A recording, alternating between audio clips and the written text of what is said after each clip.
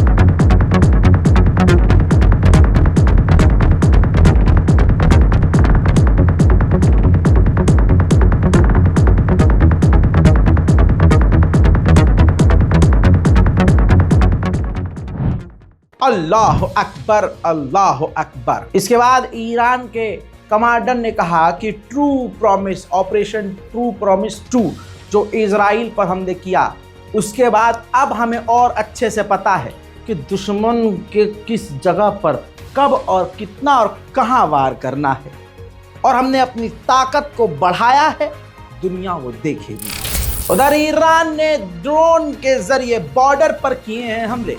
ISIS Daesh एक बार फिर से ईरान के बॉर्डर पर एक्टिव हुआ तो ईरान ने बिना देरी किए ड्रोन स्ट्राइक करके खदेड़ डाला है तमाम आतंकवादियों को। उधर ईरान ने आधिकारिक तौर पर बताया है कि डोनाल्ड ट्रंप ने जो हमें खत भेजा था, अभी तक हमने उसका जवाब नहीं दिया है, लेकिन जवाब हम जरूर देंगे।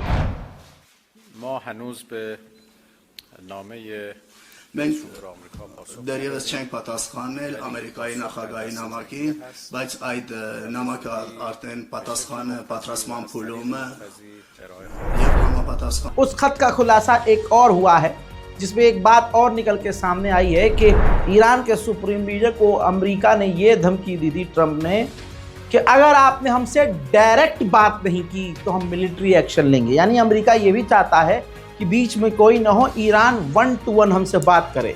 लेकिन उसी के बाद ईरान ने कल ही कहा है कि हम डायरेक्ट बात करेंगे नहीं। UAE बीच में पड़ेगा तो हम बात करेंगे, वरना हमें बात करने की जरूरत नहीं।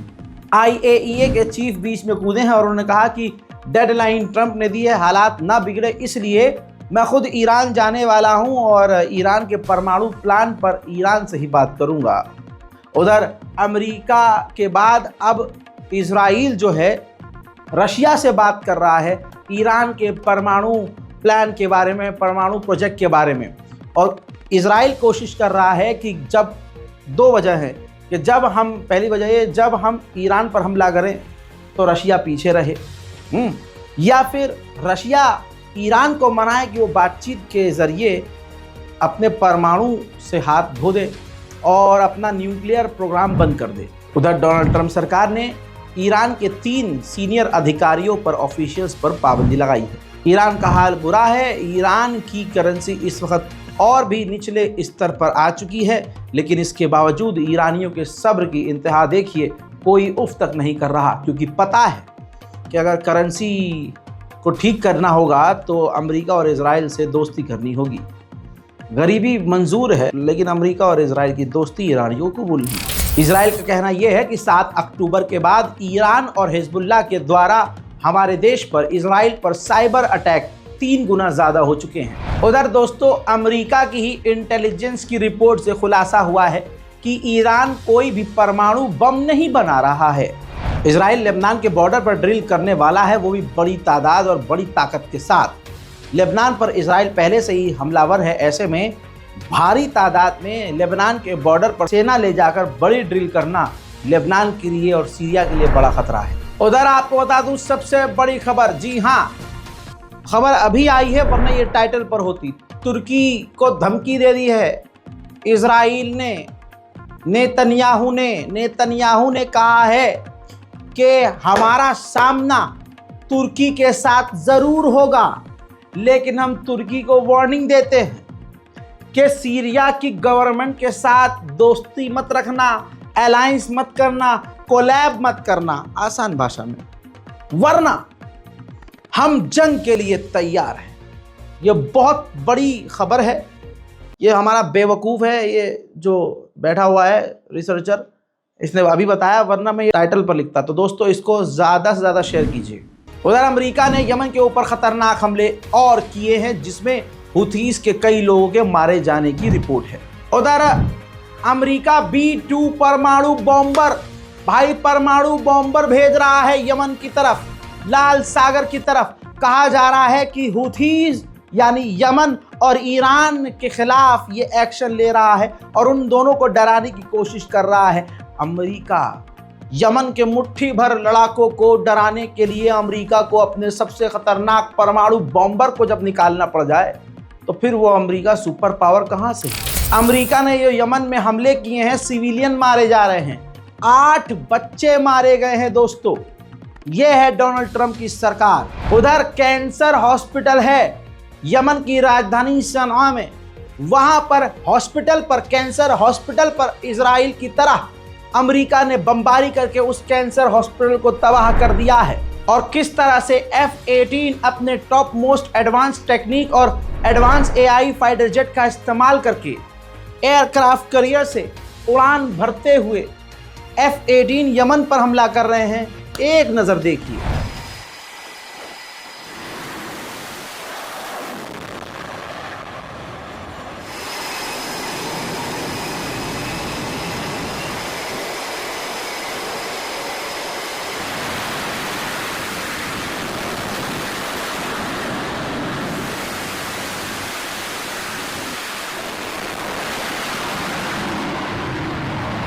उधर यमन का कहना यह है, हुथीस का कहना यह है कि हमने अमेरिका के लाल सागर में जो एयरक्राफ्ट कैरियर हैं उस पर भी हमले किए हैं। उधर अमेरिका की 75% शिपिंग कंपनियां लाल सागर से अब नहीं जा रही हैं। उधर जॉर्डन ने निंदा की है, जो एक कमेटी बनाई है इजराइल ने गाजा के लोगों को गाजा और फिलिस्तीन से निकालने के लिए। तो ये जॉर्डन, इजिप्ट निंदा ही कर सकते हैं और कुछ नहीं। आपको बता दूं, जॉर्डन और इजिप्ट के बारे में ये भी अंदर की जानकारी है कि यमन से जो मिसाइलें आ रही हैं उन्हें जॉर्डन और इजिप्ट मिलकर अपने ही आसमान में रोक दे रहे हैं, मार गिरा रहे हैं। फिलिस्तीन के लिए कुछ कर नहीं सकते और ऊपर से जो इजराइल पर मिसाइलें आ रही हैं ये अपने पिछवाड़े उचका के मिसाइलों को रोक रहे हैं। कहाँ गए वो हिजड़े जो कह रहे थे जोलानी बहुत बढ़िया है? अरे भाई, तुम भी उसी के जैसे हो लगता है। ये लो दोस्तों, इजराइल ने सीरिया के अंदर और हथियार तैनात कर दिए हैं। लो देख लो, ये टैंक देखो, खतरनाक टैंक सीरिया के अंदर, और तुम्हारा पसंदीदा जोलानी ताली बजाता रह गया और वो हिजड़ा जोलानी कुछ कर नहीं पा रहा है। जिन जिन सीरिया के इलाकों में, क्यों सीरिया पर अब जोलानी की सरकार है ना, जोलानी राष्ट्र आपका पसंदीदा है भाई। जोलानी कहाँ, इधर उधर काहे देख रहे हो, पूरी खबर देख के जाना। जोलानी तुम्हारा पसंदीदा ना, हाँ। तो जोलानी की जब सरकार है सीरिया में, तो सीरिया की पूरी जिम्मेदारी जोलानी की है ना। तो जिन इलाकों में इजराइल हमला कर रहा है उस इलाके के आम लोग जोलानी से मदद मांगने के लिए बेचारे वीडियो बना रहे हैं और अंतर्राष्ट्रीय लेवल से पूरी दुनिया से मदद मांग रहे हैं कि हमें इजराइल से बचाओ। देखो और शर्म करो वो लोग जो जोलानी को सपोर्ट कर रहे थे। और ये मत कहना कि ये शिया हैं, ये सुन्नी हैं, सीरिया के सुन्नी जिनके काम नहीं आ रहा तुम्हारा जोलानी। نناشد دولتنا الجديدة بقيادة الرئيس أحمد الشرع، نناشد الدول العالمية والمجتمع الدولي ودول الجوار، احنا أرضنا محرمة على الإسرائيلي، يشوفوا لنا حل، نموت كلياتنا وما بنطلع منها. احنا اللي ماتوا بغزة مش أحسن مننا، يدافعوا عن أرضهم وإحنا ندافع عن أرضنا. उधर तुर्की को सीरिया में बड़ा झटका लगा।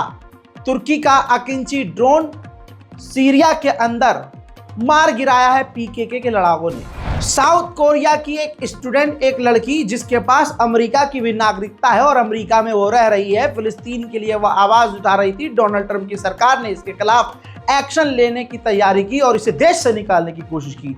इसने डोनाल्ड ट्रंप के पिछवाड़े पर ही पैर रख दिया। अमेरिका की कोर्ट के अंदर डोनाल्ड ट्रंप की सरकार पर ही इसने केस ठोक दिया। न्यूजीलैंड के डिप्टी प्राइम मिनिस्टर ये देखिए बयान दे रहे थे, तभी फिलिस्तीनी प्रदर्शनकारियों ने प्रदर्शन शुरू कर दिया। फिलिस्तीन की आज़ादी के लिए नारे लगाने शुरू कर दिए, इजराइल के खिलाफ नारेबाजी शुरू कर दी। तो इस डिप्टी प्राइम मिनिस्टर ने न्यूजीलैंड के, उन्होंने इन प्रदर्शनकारियों को फांसीवादी कह दिया, फैसिस्ट कह दिया। देखिए। See, there we go. There we go. Before we... Yes, here we go. I knew he couldn't wait. I knew he couldn't wait. We knew they couldn't wait. These are the kind of fascists they are. They're the kind of fascists you are. Go home. Go home. Here we go. There we go. As I said, true to form, they couldn't even keep their counsel.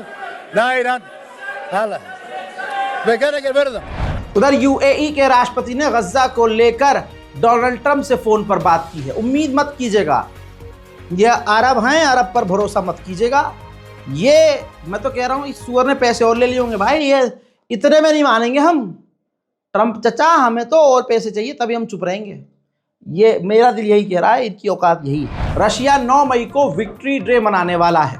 ऐसे में Vladimir Putin ने फिलिस्तीन के राष्ट्रपति महमूद अब्बास को invite किया है, जो कि बड़ी बात है। साउथ कोरिया में अमेरिका की जो एम्बेसी है, उस एम्बेसी के बाहर साउथ कोरिया के लोगों ने जबरदस्त प्रदर्शन किया है इजराइल अमेरिका के खिलाफ।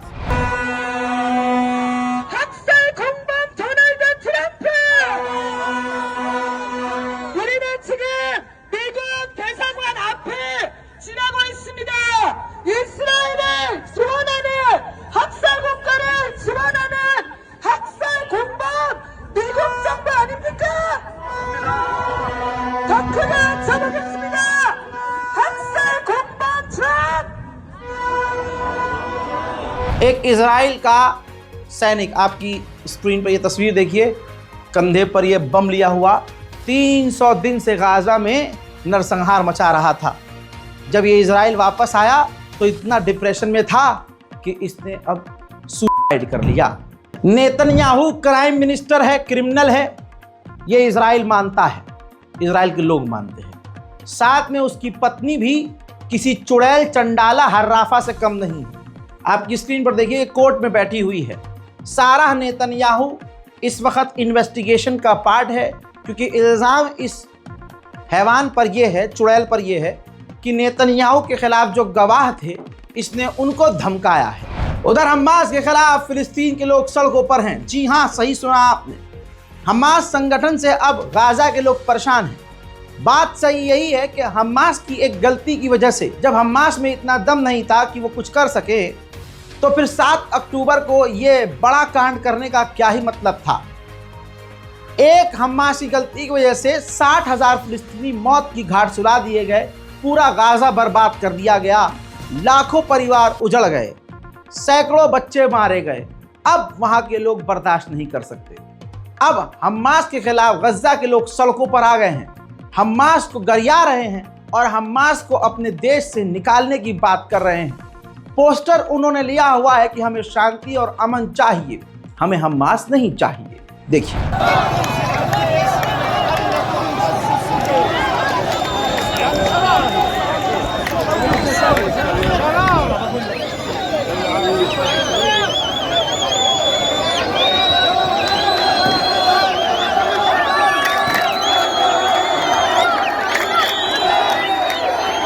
جماهير حاشدة من بيت لاهي تخرج الآن ضد حكم حماس.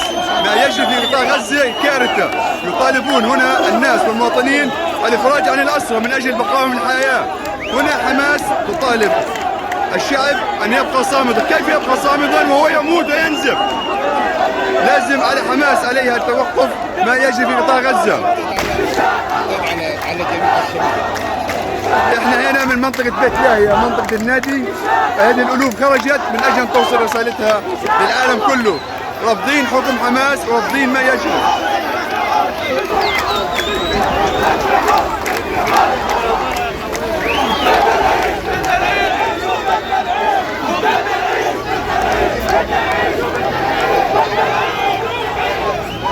इसी के साथ हमास के जो अलायंस हैं, जो साथी हैं, जो छोटे छोटे ग्रुप हैं गाजा में, वो भी हमास के खिलाफ बयान दे रहे हैं, हमास के खिलाफ स्टेटमेंट दे रहे हैं। बिल्कुल सही कर रहे हैं भाई। हमास की जब इतनी हिम्मत नहीं है, जब इतना दम नहीं है, तुम्हें पता ही नहीं है कि भाई तुमसे वो 10 कदम आगे चल रहा है। तुम्हारे प्लान में क्या था? तुम फुग्गे से कूदोगे, उड़ते हुए आओगे, अंदर जाओगे, गोली वोली चलाओगे, 4-5 को गोली मारोगे, 20-25 को घायल करोगे, 150 को किडनैप करके ले जाओगे। इजराइल कहेगा हाँ 150 के बदले हम तो फिलिस्तीन आज़ाद करके दे रहे हैं। अब हमास की गलती और एक देश बर्बाद, तो लोगों का गुस्सा फूटना जायज़ है। इस मिडिल ईस्ट स्पेशल रिपोर्ट को शेयर ज़रूर कीजिएगा। और दोस्तों, आप और हम क्या कर सकते हैं फिलिस्तीन के लिए? पता है ना, अलविदाई जुमा, बैतुल मुकद्दस की आज़ादी के लिए पूरी दुनिया में आवाज़ उठाई जाती है। इंटरनेशनल कुड्स डे, रमज़ान का जो आखिरी जुमा होगा, आपके स्टेट में भी फिलिस्तीन के लिए आवाज़ कहीं ना कहीं उठाई जाएगी। अपने आलिम दीन से पूछ लीजिएगा। आलिम दीन को पता ना हो तो फिर आलिम दीन जो आपके हैं वो फिर आलिम दीन नहीं, वो सो ही रहे हैं, कहीं नींद में है वो। वरना हर साल अलविदाई जुमे को पूरी दुनिया में इंटरनेशनल कुड्स डे मनाया जाता है। मुंबई हो, बेंगलोर हो, पटना हो, दिल्ली हो, हैदराबाद हो, कहीं भी, सब जगह होता है, पूरी दुनिया में भी होता है। दिल्ली का मैं बता रहा हूँ, नई दिल्ली में ऐवान गालिब में नमाज जुमा के बाद आपको पहुंचना है। इंटरनेशनल कुड्स डे कॉन्फ्रेंस है। वहां पहुंचकर सिर्फ हमें यह दिखाना है कि हम फिलिस्तीन के लिए हैं। अपनी अटेंडेंस दर्ज करवानी है ताकि आखिरत में हम मुंह दिखा सकें।